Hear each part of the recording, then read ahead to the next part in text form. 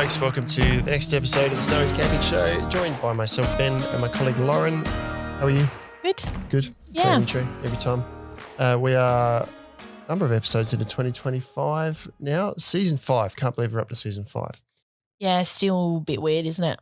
It is. We're doing a short episode today, or it might be long, I don't know, but we've got customer questions in a little bucket of fun here that we're going to answer sort of ad hoc. We've done a little bit of research on a few topics. But before we get into that, please subscribe via YouTube, join in the conversation at our Facebook group called Snowy's Camping Banter, and you can also listen in on your favourite podcast app. Get some friends on board this year too. We'll try and get some more people signed up to follow us, listen to us, and join in on the chat on Facebook. Yeah. So we'll dive straight in. Yeah, I'm go going for to it. pull a question out of our little Ooh, a short one today. Here. It is a short one. It's been torn in half. We obviously didn't like the question on the back there. I keep wondering whether or not for people watching it, we film this on camera. If you're just listening to it, we do it on YouTube as well. I keep wondering whether or not we're putting that back in the right spot. I don't know. Well, our putting our little Snowy stubby holder back in the right spot on the table. So from a camera's perspective, it looks all right. Maybe. Our video guy did have a little mark there, but it's gone. Yeah, I picked it off. Anyway, question. Straightforward question. It's not too bad, not too complex an answer, but how to mount a rooftop tent. Now, okay. I think I've recently mounted the Inspired Overland to my vehicle, but I can't recall if I've done many others. But it's an interesting question because in my mind straight away, I'm like, what do you mean? Like, it's easy. But then the more I think about it, I'm like, well, of course. And it is another one of the really popular questions that we get of people who are like, oh, I'm looking at buying this rooftop tent, but I don't have any roof racks yet. What roof racks should I get? It's like, bro, you can get whatever roof rack you want. Yeah, there's no one size fits all necessarily. Every mount is a little bit different. It might be on a vehicle, on a trailer, on a tub. It's all going to be a bit different. But first and foremost, you're going to make it work. Like you can always make it work. You can make it work. But first and foremost, and maybe before you buy the rooftop tent, make sure you understand what your vehicle's roof load rating is. Yep. And if you've already got racks or if you're buying racks, make sure you know what the rack's rating is because you need to make sure. We've done a whole video on that. We won't go into that now. Big topic. But make sure you're not overloading your vehicle. Yeah. And secondly, understand how the rooftop tent opens and operates such that if you mount it, that's great. And then you go to open it and you realize that the lid comes out the side and that suddenly hits the back of your cabin if you've mounted it on the tub. So just have a think about the overall dimensions, where it's going to go, what side it's going to open to. Also, if you want to have an awning combined with it, if you already have an awning on your vehicle or if you want to add an awning at some stage in the future. I have had a chat with a customer not long ago actually who was having a chuckle because he had a bunch of his mates around that they did this what do they call it, like a mounting party, which is something we recommend because as an addition to this, another really common question is, okay, but how do I get it on my car? Yeah. Because a lot of the time we ship rooftop tents all around Australia, right? And so unless it's sort of delivered to your workplace or you can have it delivered or you pick it up from the depot where a forklift can get it up there for you, it's delivered to your house, right? It's put in your driveway or your carport on a pallet. And so people were like, well, this weighs like 70 kilos. What am I 40 to 110 kilos, yeah. And our answer to that is have a mounting party, get a couple of mates over, maybe have a barbecue, a slab of beer, I don't know, whatever, maybe a bottle of wine, whatever floats, cordial, whatever floats your boat. And then just do a good old Amish barn raising. Many hands make lights work, unpack it, lift it up there. I reckon that's Bob's your uncle. Good for other reasons as well in that, and I refer back to if a customer called us and said, or pulled up in the car park out the back and said, how do I mount that rooftop tent in my car? Yeah. The best way to work that out is go out, have a look at the car, get a few minds together and go, we've got this, you've got that, you want to work it with your awning, you've got what if we did this and put it there and you know, like literally sit around with your mates with a beer and just have a think about how it's going to fit on there. Yeah, exactly right. Because everything's a little bit different. You might have a gas bottle mount or something on your rooftop, on your rack that doesn't already exist, or you might be trying to put put it on your tub with a different tub rack that we know. Like there's so many variables. Yeah. So you are literally going to have to stand there, work it out yourself, or why not grab some other mates who'll throw some other ideas there and go, I want to put a rooftop tent in that space there. How are we going to make that happen?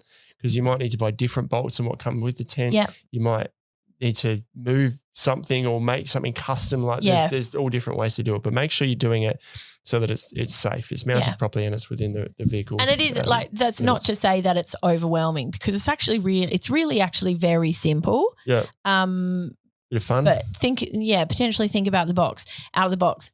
The only thing I do want to mention is if you have an existing awning, like a 180 side pull out, 270, whatever, or you want to have an awning again in the future, some rooftop tents have the functionality of getting a specific bracket that will attach to the side of the rooftop tent on the bottom for you to mount the awning directly to the rooftop tent. Obviously, these are hard shell rooftop tents. Not all of them have that functionality though. So if you've got a hard shell rooftop tent that doesn't have the functionality to add an awning to the physical tent itself, you just need to, when you're putting your rooftop tent on your roof racks, you just need to mount it around about 10 to 15 centimeters offset from center to the opposing side of where you want to put your awning.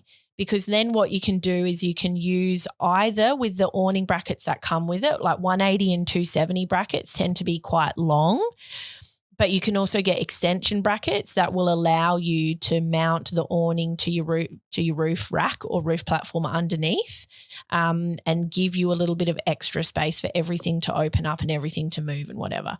And when you think about it, like my eye twitches at the idea of mounting something off center, but realistically, when you're combining that with a rooftop tent, it balances out, and we're only talking maybe 10 to 15 centimeters. Yep. Yeah. So 2 types of racks that you'll go to. We'll cover off on just roof rails first. So these are and I like the terminology you used before, you use boot-to-bonnet and you use door-to-door. Yeah. So generally roof racks, if you're talking rails, are 2 racks that are door-to-door, so they run across the car. Yep. They are probably the easiest way to mount a rooftop tent, because you literally put the tent on. You need to make sure the spacing between those rails is within what the manufacturer recommends, usually thirds, so you're dividing the tent up into thirds. And then U-bolts that go in the rails on the bottom of the rooftop tent, loop around your roof rail, U-bolts or some sort of clamp. Yep. And then you tighten them up and they hold the rooftop tent in 4 places. Some rooftop tents, like the lightweight ones, require a 3rd roof rail for stability. Same thing, you're just putting a 3rd roof rail in the situation. So just double check that, because I would say that's the most common roof rack setup, right, is to have 2 roof bars running door to door. That's the most common. And so roof bars are also sold, or roof rails are also sold in pairs. So it's less common to have a 3rd rail. Yep. So just bear that in mind as you mentioned, it might be something that you have to invest in. Yeah. That's the simplest way. There are variants of that. You might be able to use the channels depending on, I don't know how you do the bolt up, or you might be able to bolt through the roof rail. But generally, most rooftop tents will come with a U-bolt or similar. Sometimes it's 2 bolts with a plate, clamps on the bottom, that you can easily attach to roof rails like that. That's the simplest way to do it. It is. Then you've got the next one, which is platform racks. Now, this is where it can get a little bit trickier, not necessarily because the thing is, when you're talking about roof rails and roof bars, you got a lot of space under there, right? You can put your arms in, you can move your hands around easy. But when you're looking at a platform rack, it's a bit trickier, because there's generally platform racks have a lot more coverage and more surface area, so it's a lot harder to sort of get your hands in. But then you also have the factor to consider that platform racks come in either, like your Pioneer Rhino, that's a boot-to-bonnet rail. And then you've got other ones like, I think, Tool or Thule, or however you pronounce that one. Front runner. They are a door-to-door rail on their platform. So with rooftop tents, they are designed primarily to be mounted to door-to-door rack systems. So if you have a door-to-door rail platform rack, each of those rails are going to be significantly thicker than what you would get on your standard crossbars. Mm-hmm. So rooftop tents come most of the time. They'll come with what you mentioned before, like that little galvanized bar or a plate that sandwiches. Mm-hmm. And so that's not applicable when you're looking at a platform rack because those little plates aren't wider than the rails on a platform. So some brands like 230, they do an extension plate, but you can also just go to Bunnings, whatever, and just buy a piece of flat bar, 5mm galvanized flat bar, if you have an angle grinder or something to cut it into lengths, and just drill a couple of holes in either end. Mm-hmm. Bob's your uncle. It's probably one of the cheapest, easiest solutions, especially if you've ordered a rooftop tent online, you waited a week or two for it to be delivered. Way easy to just go around the corner to your Bunnos or hardware store. You're then, just not my microphone. Then you're still clamping around the rails. Same concept as the crossbars, but you just need a wider one. Some people might think, can I use the channel things in my the MA or the I can't think what the other bolt's called, but the actual channels in the roof rack. T-slot channel. T-slots, that's what. You do with an awning. Like you do with an awning, but that's hard because your bolt head is buried on both sides. So you have no way to tighten. There's no way. Yeah, so you need to go around the actual bars on the roof rack. Yeah. Now I know with Inspired Overland, and this leads into my next point. I checked I've got an old front runner. It was actually an opposite lock roof rack, which was front runner way back. Is yours tubular? No, they're flat. And I was quite excited because I thought, I'm going to put this Inspired Overland rooftop tent on my car, and the brackets that came with it were perfect, just the right width to fit. They're a bit thinner than the Pioneer and some of those other ones. Yeah. That's great. That's going to work. So I could have used those brackets around it and maybe padded it out with a bit of rubber if it wasn't quite tight enough, but I think it was shallower than the actual thickness of the bars on the roof rack anyway. Yeah. No, it was great. And I got there and we were doing a video at the time and I put it on the top and then I realized I've got a lip around the edge of my you do. thing. Yeah, you do. So the actual bar in it, like I could put something flat on there and it would slide around and not fall off. It's probably 2 centimeters of height. Right. And the rooftop tent was longer than the roof So it wasn't sitting within the lip. So it didn't sit down in it. If I had the shorter one, it would have been just fine. No, the length of the roof, so the rails that run along the bottom of the rooftop tent sat up on one end, so it sat on an angle because it didn't sit down in the it was not long enough to sit on the lip on both ends. Yeah, right. I see what you're saying. Well, it could have sat on both sides, but then the position would have been a bit weird. Yeah, right. Okay, yeah. And I don't think they're designed for that. Mm. So that's just a consideration to make because I know Pioneer is flat on top. If you look across the top, you can see all the roof bars on the roof rack and it's flat. Mine sits down a little bit. So if I had the shorter tent, I would have sat inside the little lip around the edge. Yeah. So I then, because we're doing a video for it, I changed my entire roof rack system for the video. That's what we do. Yeah. So that particular tent didn't work. And that's an example of if I had the shorter one, it would have worked. Yeah, because it would have fit in those boundaries. But in this instance, being told if I was going to buy one of those, I would have had to get the long one. That wouldn't have worked with my existing roof rack. Yeah. Unless I made some modifications and put my own crossbars on the roof rack. No, that wouldn't have even worked either. Yeah. So, and this is the BS situation, this right? This is the Amish barn raising. Yeah. So you just got to think outside the square. But that's a really good point because then the other, as I mentioned before, your Pioneer roof rack, Rhino, that has Boot-to-Bonnet rails. And so that means that the mounting rails on your rooftop tent are also Boot-to-Bonnet. Mm-hmm. And we're talking hard shell here as well. So there's no way of mounting them because you have to have the mounting rails on the rooftop tent crossing your roof rails. They need to be perpendicular. And you can't change the direction of the rails that are mounted on the rooftop tent for a hard shell. No. And I mean, if you've got I don't know if you can with the Yowies and the Panthers because I think with they're a folded, full length. Yeah. Like the flat ones, like your sandwich type. Yeah, your sandwich type ones, like I think what do they call it? The Oz Trail, is it Canning? Yeah, the full length ones the anyway. Full length they just one, like pivot in one a 23-0 spot. Sabre, the Inspired Overlands, they just pivot on one hinge and open up like a crocodile. Mm-hmm. You can't change those. But if you've got a smaller one that folds up, whether that's a soft shell or a hard shell like your Yow or your Panther or whatever, your foldable ones, you can either open up off your passenger side or open up off your driver's side or open up off your back. The orientation of those for mounting is a lot more flexible and you can change the rails on those. So in that situation, it's a lot easier to make that work with a Pioneer roof rack.